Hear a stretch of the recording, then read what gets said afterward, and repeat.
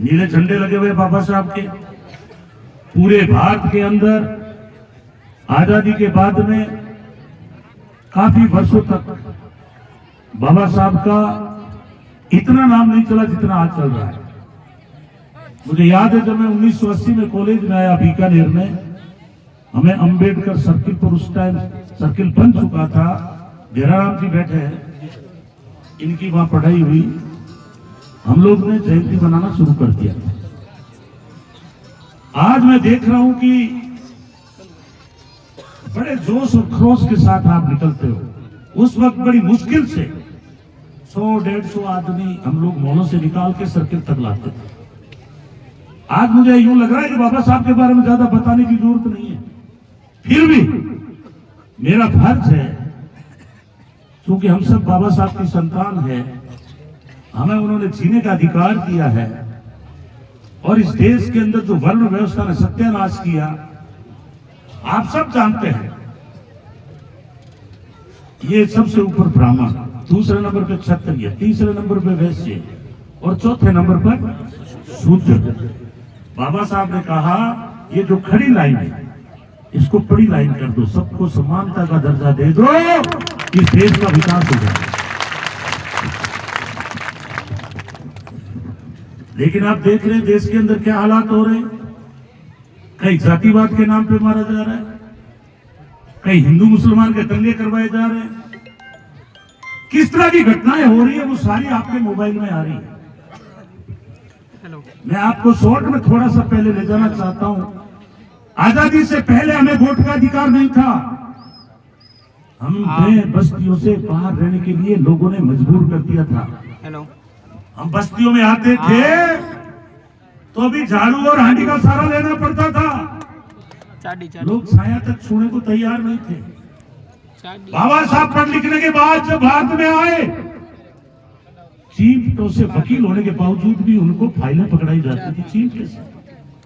उनको बड़ा दुख होता था, क्योंकि अगर आप भारत का नक्शा देखोगे तो ये हजारों जातियां भारत में हैं। आप अमेरिका में चले जाओ, फ्रांस में चले जाओ, इंग्लैंड में चले जाओ, रूस में चले जाओ, वो जाति नहीं मिलेगी आपको। यहां तो कोई अफसर लगता है तो ही पता लगा लेते हैं कलेक्टर किस जात का है। इसलिए बाबा साहब ने कोलंबिया यूनिवर्सिटी में सब में टॉप आए। वहां पे बराक ओबामा तत्कालीन राष्ट्रपति ने सर्वे करवाया कि 300 सालों में सबसे इंटेलिजेंट स्टूडेंट कौन था। सर्वे कराने के बाद निकला कि भारत से एक दलित स्टूडेंट आए थे, उसका नाम था डॉक्टर अंबेडकर। तो सबसे इंटेलिजेंट, क्योंकि अमेरिका में योग्यता की पूछ है। और उन्होंने आदेश दिया कोलंबिया यूनिवर्सिटी के आगे बड़ी प्रतिमा लगाई बाबा साहब की, और उसके ऊपर लिखा सिंबल ऑफ द नॉलेज, ज्ञान का प्रतीक। उसका नाम है डॉक्टर अंबेडकर। नेल्सन मंडेला अधिकतर जीवन उनका जेल में बीता दक्षिणी अफ्रीका की लड़ाई में।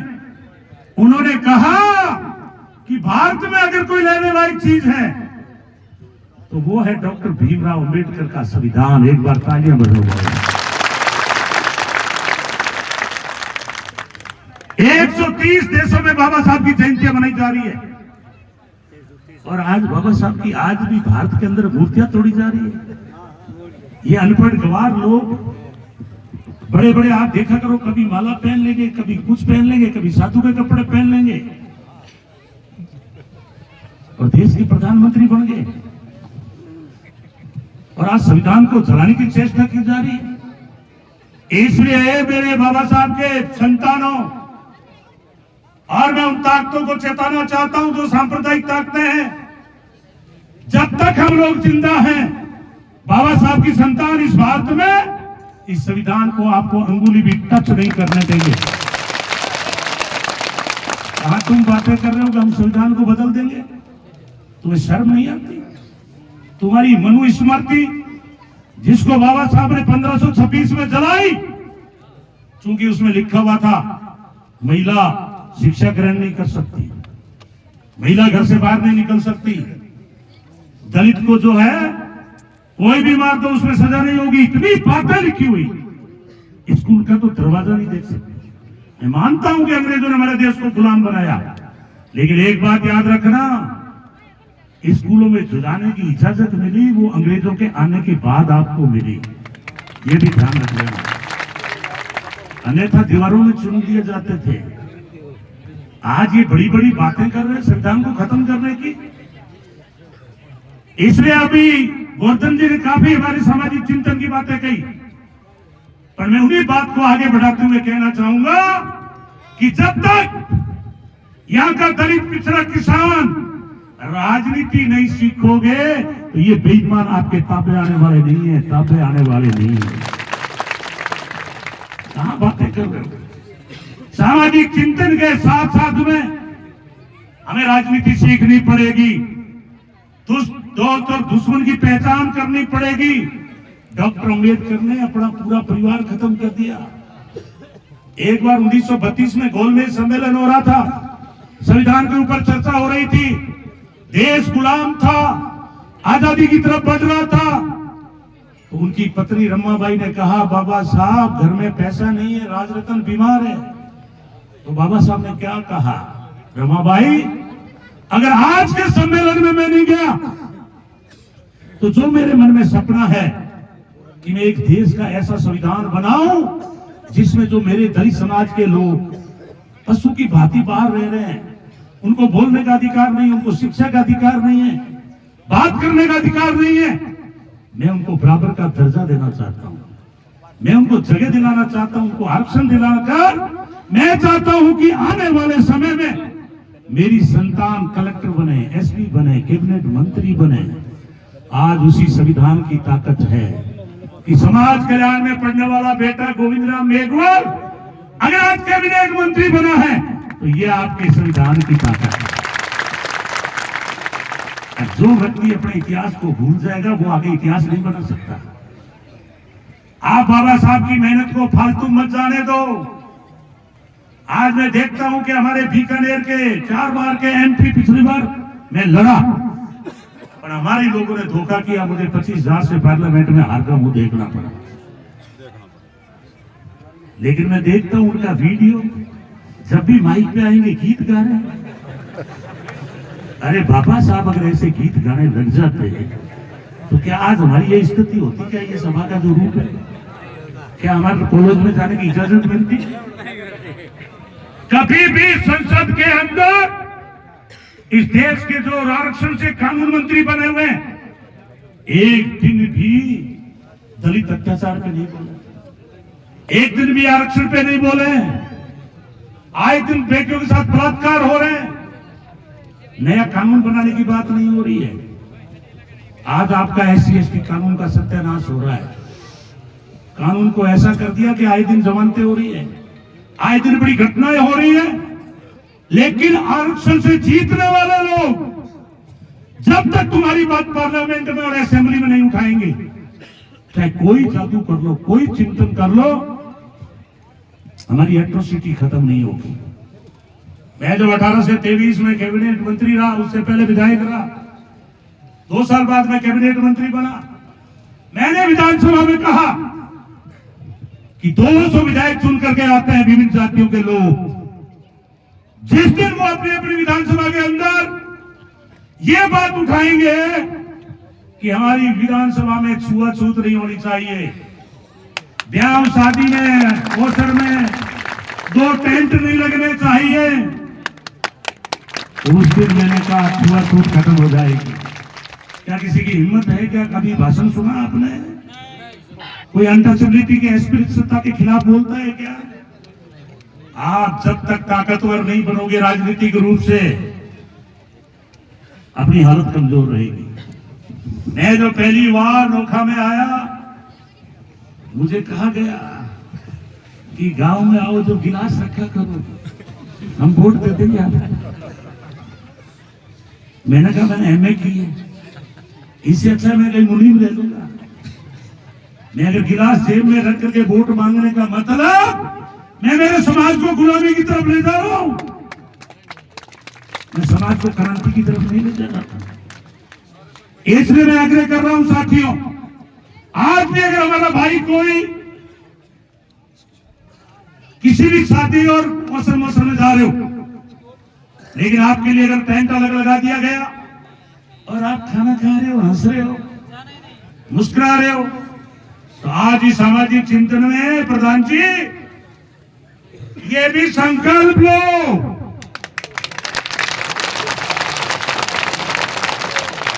आप समझ गए? जहां हमारे साथ भेदभाव होगा, चाहे वहां 7 पकवान बने लेकिन हम नहीं खाएंगे, और जहां लुकी रोटी मिलेगी भाई के समाज के घर में, वहां जाके खाना खा ले। यह है सामाजिक चिंतन। अन्यथा मैं देखता हूं लोग जागरणों में जाते हैं, साथ तो रात भर भजन गाएंगे। मैं भी बचपन में बहुत शौकीन था, मेरे को हारमोनियम 6ठी क्लास में सीख गया था, अभी ला दो बजा दो। तो मेरे को एक बड़े बाजार में ले गए, उनके पास कोई ढोलक बजाने वाला नहीं था।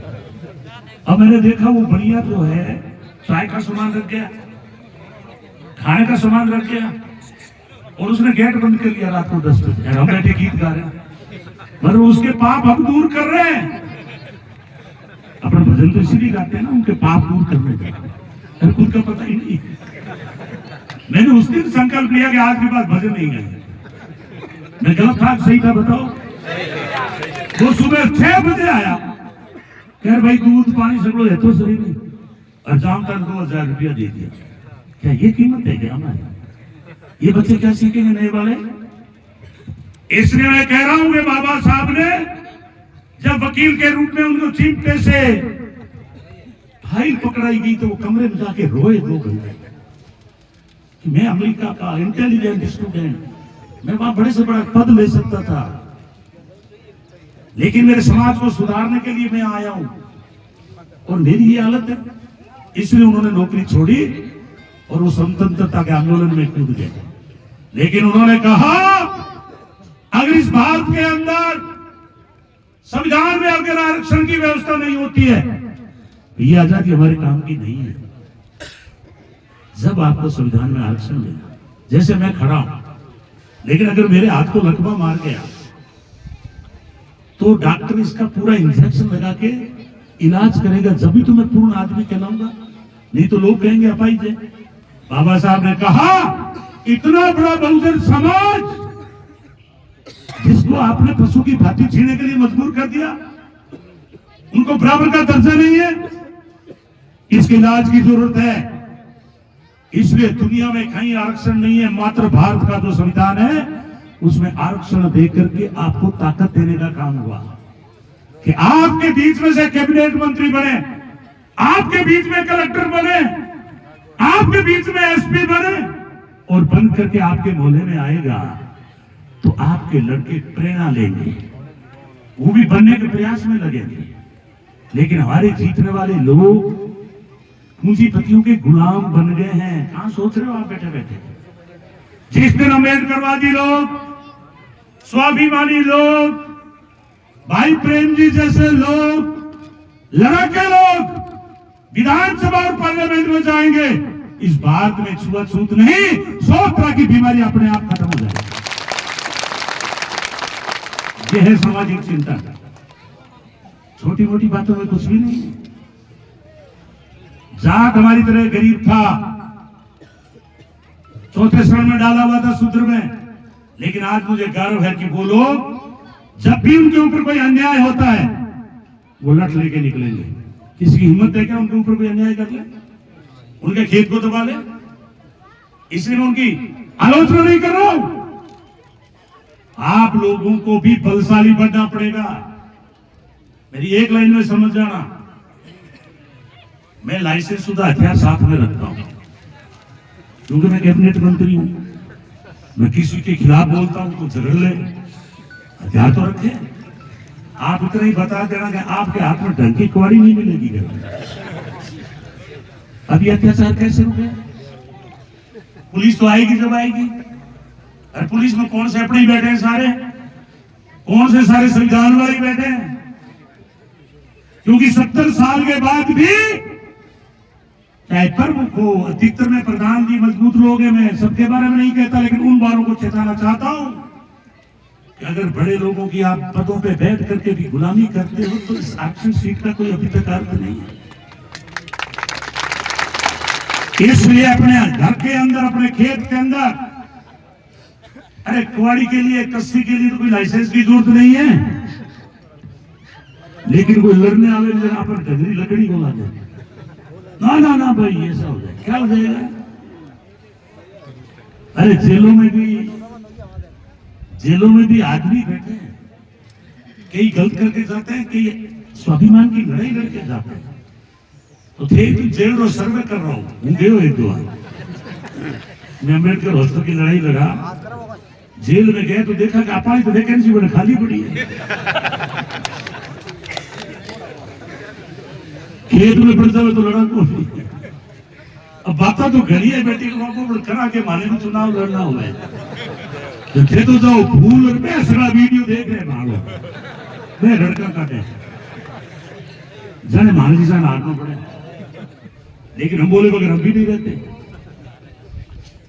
हम बोलते हैं। हमारी लाइफ निकल गई, स्टूडेंट लाइफ से गए, 20 मुकदमे हुए मेरे पर, तो थे मुकदमा घबराया ना गना, बस मुकदमा गंदा नहीं होना चाहिए, मर्डर का नहीं होना चाहिए, बलात्कार का नहीं होना चाहिए, चोरी का नहीं होना चाहिए, जारी का नहीं होना चाहिए, संविधान के लिए। मैं अम्बेडकर हॉस्टल के लिए गया, वो मैंने जमीन रुकवाई, अभी मैं जब मंत्री बना तो जाके देख लेना, 3 मंजिल हॉस्टल बना रहा हूं, 2.5 करोड़ रुपए चंदा कराया हॉस्टल बना रहा हूं। और वो मुकदमे राज में आए, अशोक जी गहलोत ने हटवा दिए, अब तो समझ गए बात में। तो बेटी के बापू कभी कभी अन्याय रे विरुद्ध लड़, जेल में भी जाया करो, बट भी ज्ञान है, मैं ये नहीं कहता कि गंभीर अपराध करो, लेकिन अगर आपके ऊपर लगातार कोई अन्याय करने का आगे हो गया तो क्या 70 साल के बाद भी सहन करते रहेंगे? लोग तो तलवारें लेकर जुलूस निकाल रहे हैं, सरकार को धमका देते हैं।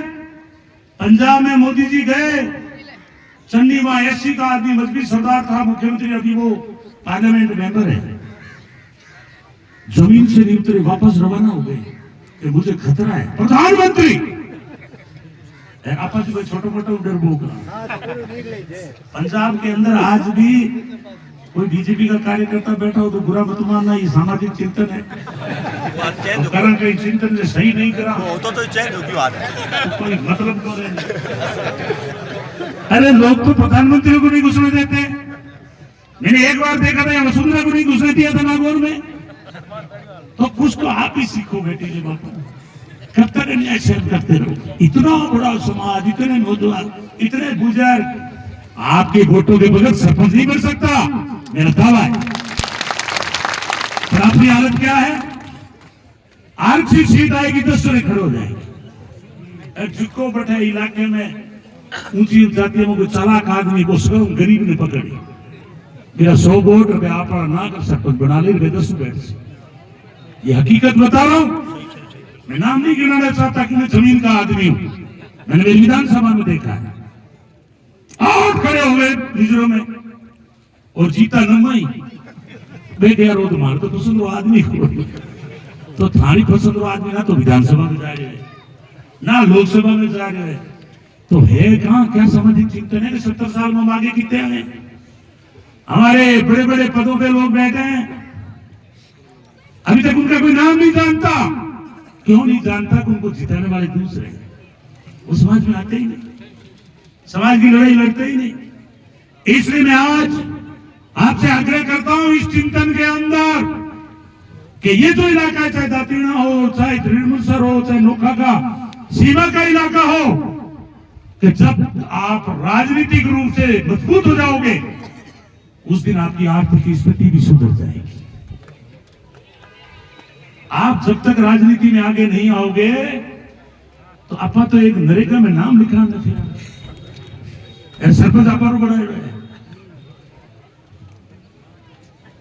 इसलिए जब तक आप राजनीतिक सूत्र नहीं समझोगे, बाबा साहब ने अंगुली यूं की थी, आजकल यूं करती लोगों को पोस्टर आता है ना, वो गलत है कि ऊपर वाला भरोसे, ऊपर वाला भरोसे की को नहीं बोलेगा।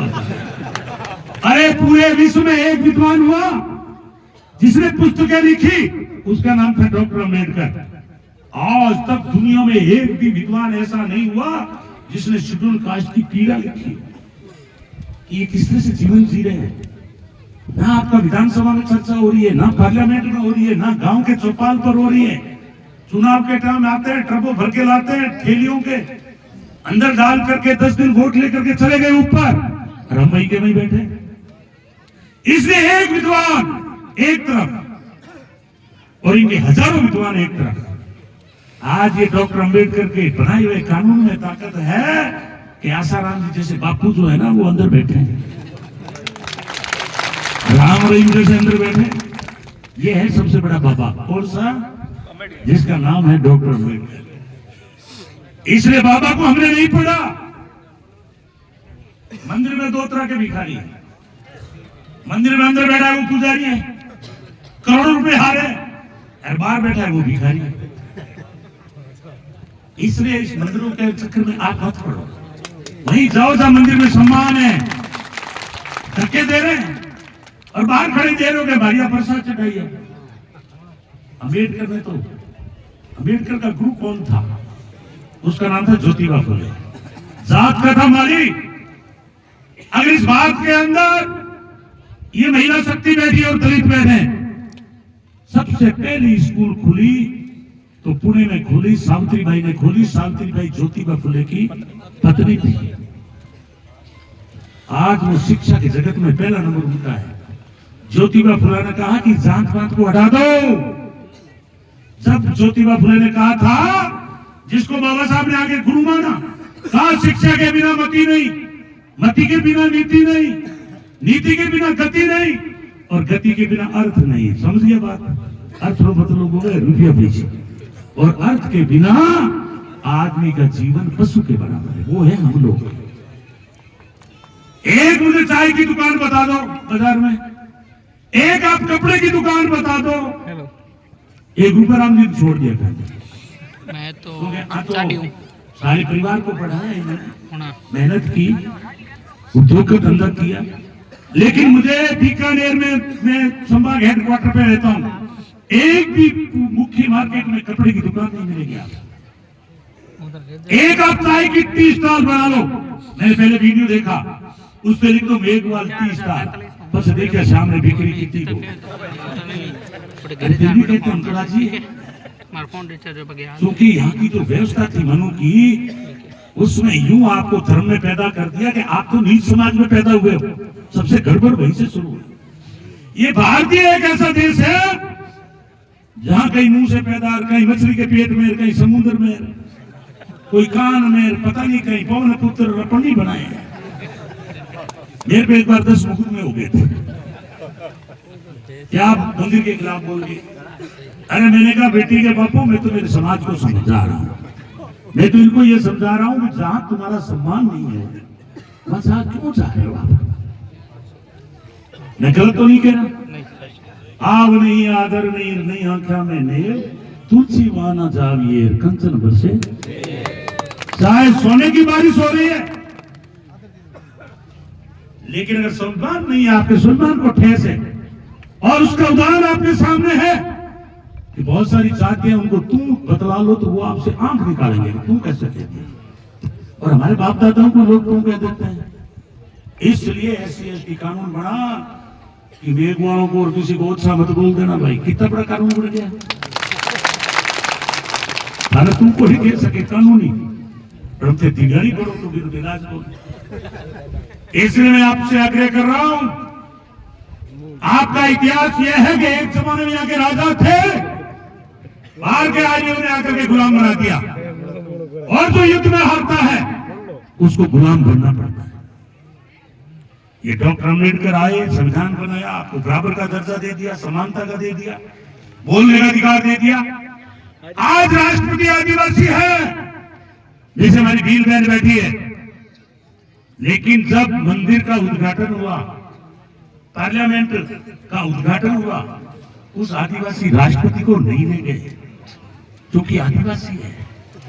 मंदिर में नहीं ले गए अयोध्या के मंदिर में, जबकि स्वयं मोदी घांची है तेल की घानी निकालने वाला। लेकिन हिंदुओं के नाम पे ग्रुप बना लिया लोगों को। कुंभ के मेले में जाके कितने लोगों को मार दिया। सारा गोदी मीडिया बन गया। दिन में टेलीविजन देखो, मोदी रमीसा दिखेंगे आपको। संविधान को आपको जलाने का काम हो रहा है। मुझे बता देना, बात खत्म। नहीं आप नहीं, अरे नहीं आप नहीं, बीच में मत बोलो, हमारे गड़बड़ है। बीच में बोलो तो भाषण की गड़बड़ हो। मैंने बता दिया भी, अब खत्म कर। नहीं है आपके लिए। तो मैं आपसे ये कह रहा था कि आज आपने राष्ट्रपति तो बना दिया और उसका मंदिर में उद्घाटन में नाम नहीं है। इन्होंने एक बार गोविंद थे पहले राष्ट्रपति, उस वक्त भी उसको नहीं ले जाएगा। पद कितना बड़ा मिल गया, ही तो है संविधान की ताकत। आपके वोट पर तोड़ने के लिए पद देने पड़ते हैं इनको, लेकिन बाद में देखा करो उसमें लड़ाई कितनी है। आपको तो बचे खुचे पद मिलते हैं, लड़ाई खाने वाले खाते हैं आज। इसलिए मैं आपसे आग्रह कर रहा हूं कि ज्योतिबा फुले की सामाजिक क्रांति को आगे बढ़ाने का काम किया डॉक्टर अम्बेडकर ने, इसलिए उसको गुरु माना। बाबा साहब ने दो लोगों को गुरु माना, एक कबीर को माना। अब कबीर को हम रात भर गाते हैं, लोगों का कल्याण करते हैं, खुद का पता ही नहीं कि हमारी किस्मत ऐसी है। रामविलास पासवान हुए बिहार के अंदर, वो कहते थे कि बाकी और भगवान में भरोसा मत करो, पर आजकल भी बेटो तो वो मोड़ी बांधोड़ी रखे है, लेकिन बीजेपी सपोर्ट में है। हो सके तो इन्हें मंत्री की वास्ते ही बनाया, लेकिन रामविलास के वीडियो मैंने देखे, मैं साथ रहा हूं। मैं पहला चुनाव लोकसभा से लड़ा था, रामविलास जी आए थे, चौधरी देवीलाल जी भी आए थे। वो कहते थे बाकी और भगवान में भरोसा मत करो, लेकिन अगर मैं डायरेक्ट कह दूं तो मुग्ध मत तैयार। इसलिए दलित भाइयों, बाबा साहब ने आपको सीधी लाइन दे दी कि शिक्षा वो शेरनी का दूध है, जो पिएगा वो शेर की तरह धारेगा। आपको तो आंटा टेढ़ा किधर देखा ही नहीं। अरे हम इस चौराहे से सीधी रोड आ गए, आपके बीच में आ गए। अब मैं थोड़े बहुत उतर जाता हूं, क्या गाड़ी आ जाती है? उन्होंने कहा शिक्षित बनो, संगठित रहो, संघर्ष करो। डेमोक्रेसी के अंदर आपका आंदोलन करने का अधिकार है। आए दिन नागौर में आंदोलन होते हैं, इसलिए उन्होंने कहा शिक्षित बनने के बाद में आपको पहचान हो जाएगी। लेकिन आज भी देखो कितने जज हैं आपके, कितने ऊंचे पदों पे आपके लोग बैठे हैं। हमने रास्ता उनका नहीं पकड़ा। जिन्होंने बाबा साहब के संविधान को पढ़ा वो विद्वान बन गए, देश में कब्जा कर लिया, और तुम बहुजन 80% लोग आज भी चुनाव में लोग गाड़ियां देते और प्रचार करके और हम घर बैठ जाते हैं, गुलाल लगाते हैं, लेकिन अपने बीच में से कितने लोग भेजते हैं। आज मैंने सुना कि कोई छोटा मोटा संगठन बना लिया होगा तो प्रेम जी को निष्कासित किया जाता है। अरे तुम्हें शर्म नहीं आई? अरे प्रेम जी की वजह से कोई जय भीम का नारा लगाता था आपके पास में। प्रेम जी ने आपका यह परिचय करवाया। तुम्हारी क्या औकात है कि तुम प्रेम को रोक लोगे? ये प्रेम आगे बढ़ गई, ये लाखों लोग, हजारों लोग आगे बढ़ गए। मैं कहता हूं कि आने वाले समय में प्रेम जी, ये सामाजिक संगठन मैंने भी बहुत चलाए। आज मैं बड़ी पार्टी का सिपाही हूं, और मैं इसलिए सिपाही बना कि डॉक्टर अम्बेडकर साहब 1956 में खत्म हो, डेथ हो गई। इस आरक्षण को बढ़ाने का काम कांग्रेस ने किया था। महात्मा गांधी की गोली में अंग्रेज ने नहीं मारी, इसने मारी थी आरएसएस का कार्यकर्ता नाथूराम गोडसे। अगर उसकी औकात होती तो किसी अंग्रेज की गोली मारता। 1947 में देश आजाद हुआ, 1948 में गोली मार दी आरएसएस के कार्यकर्ता ने। सरदार वल्लभ भाई पटेल गृह मंत्री थे, उन्होंने आरएसएस के ऊपर बैन लगा दिया। आरएसएस क्या है? हाफ पैंट हुए नहीं, आजकल पूरी गमली से है। आरएसएस राष्ट्रीय स्वयं सेवक, कभी आंदोलन करते देखा है? गरीब बस्तियों में आए हैं, कोरोना में कभी आए, सामने 47 लाख लोग मर गए, पहलगांव में 26 लोग मर गए, आए के संग मरे। जब आजादी की लड़ाई चल रही थी उस वक्त लोग शहीद हो रहे थे। लेकिन मेरा दावा है कि आज भारतीय जनता पार्टी का राज है, जो 1980 में पैदा हुई, एक भी नाम शहीद में नहीं आएगा। आज वंदे मातरम, भारत माता की जय बोलेंगे, वंदे मातरम बोलेंगे, लेकिन मेरा दावा है कि स्वतंत्रता सेनानियों का सबके नाम लिखे हुए इंडिया गेट पर आरएसएस का एक भी नाम बता देना, मैं राजनीति करना छोड़ दूंगा। ये अंग्रेजों की मुखबिरी कर रहे हैं। लास्ट में जब आंदोलन हुआ डू और डाई 1942 में, तो मैं हिस्ट्री का स्टूडेंट रहा हूं, मैंने एमए उसी में की। करो या मरो, अंग्रेजों भारत छोड़ो। उसके अंदर आरएसएस के लोगों ने, इनके नेताओं ने लेटर लिख के दिया कि इस आंदोलन में हम नहीं है, अंग्रेजों के साथ है।